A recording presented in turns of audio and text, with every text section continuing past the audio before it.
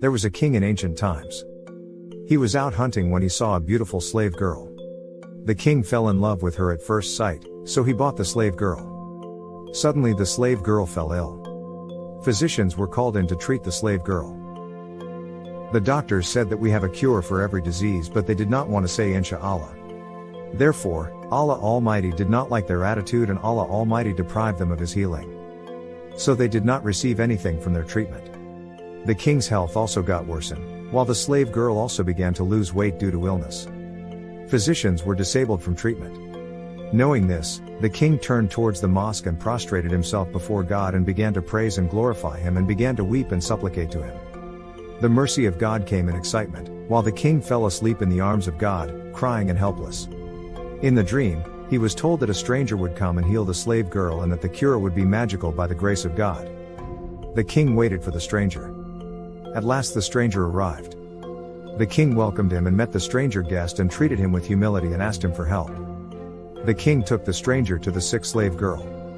He examined the slave girl and revealed that the medicine given to her by the doctors was not correct because she was physically fit and only had heart disease.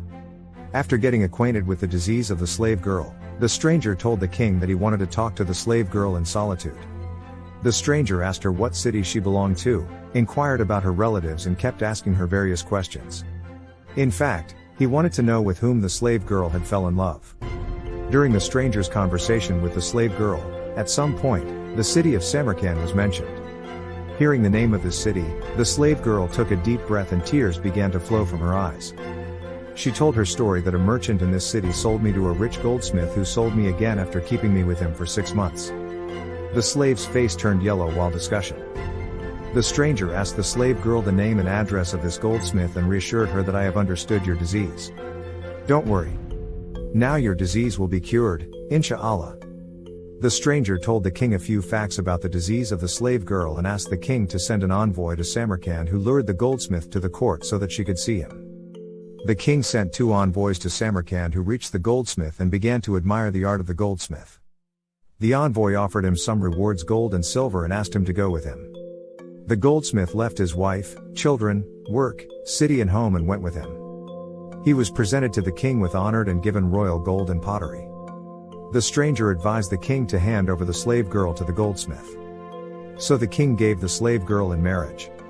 During this time, the stranger prepared a syrup for the goldsmith, which after 6 months of use, his body became not only weak but also ugly and the color turned yellow.